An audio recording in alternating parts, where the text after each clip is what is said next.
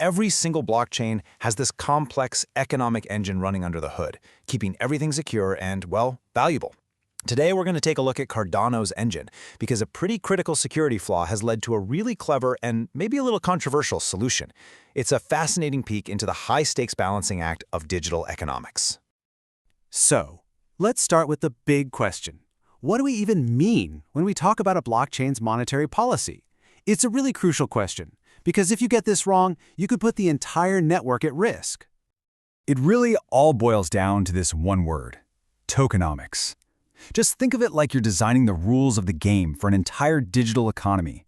You have to decide how many tokens should exist, what people can do with them, and how all those rules are going to shape the ecosystem's health and its value, not just for next month, but for the next decade.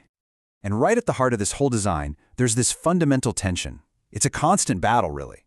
On one side, you've got us, the users, and we want transaction fees to be as low as possible, right?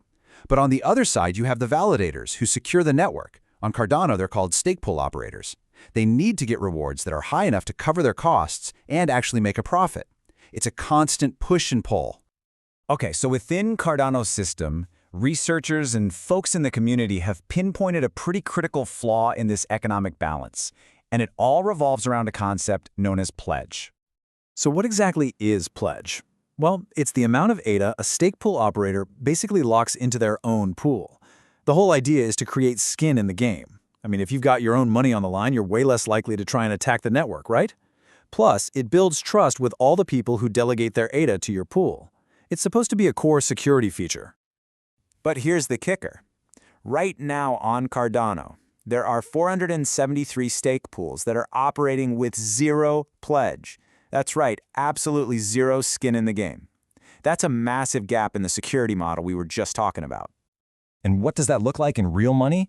Well, those 473 pools control a staggering 2.74 billion ADA that other people have delegated to them. But the total pledge behind all of that, the actual skin in the game, is only 54 million ADA. That number is just shockingly low.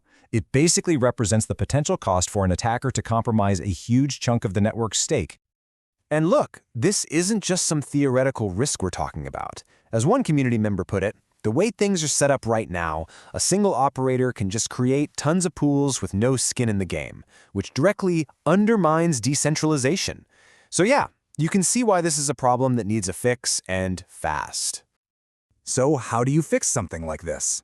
Well, the community has actually revived and modernized a proposal to tackle this exact issue. It's called Cardano Improvement Proposal 50, or just CIP50 for short. Now, there are really two ways you could go about this. The first is kind of a blunt instrument. Just crank up a network parameter called A0 that affects rewards. The problem with that is it penalizes everybody, and it hits the smaller, honest pools the hardest. But CIP50, it's more like a surgical tool. It adds a very specific underpledged penalty that only targets those low-pledge, high-leverage pools, without all that collateral damage to the rest of the network. So how does it actually work? It's pretty elegant, really. First, it sets up a new limit on something called pledge leverage. Then it basically says, hey, pools, you need to hold enough of your own pledge to justify all the stake people have delegated to you. And finally, any stake that a pool gets above that limit, it just earns no rewards. It's a lot like how oversaturated pools already work. It's a direct incentive to have more skin in the game. Simple as that. And what's the potential outcome here? Well, when you run the simulations, the results are pretty clear. Implementing CIP50 could lead to a really significant increase in the total amount of pledge that's securing the entire network. And that means more security, better decentralization, and just a healthier system all around. But, fixing this one security flaw is really just one piece of a much, much bigger puzzle. The real long-term goal here is to build a vision for sustainable economic growth for the entire Cardano ecosystem. Because a truly healthy economy needs so much more than just secure parameters. It's built on these pillars, right? You need real, growing utility from applications on the chain. You need unique features like liquid staking. You need to expand with things like partner chains. And you need it all to be predictable for both users and operators, all guided by constant research and community governance. This quote just perfectly captures Cardano's ace up its sleeve. See, unlike a lot of other blockchains, Cardano has what's called liquid, non-custodial staking.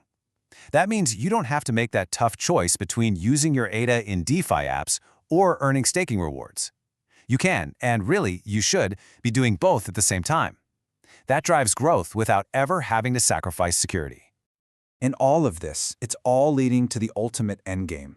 As the network's reserves eventually run out over the years, the system has to become self-sustaining.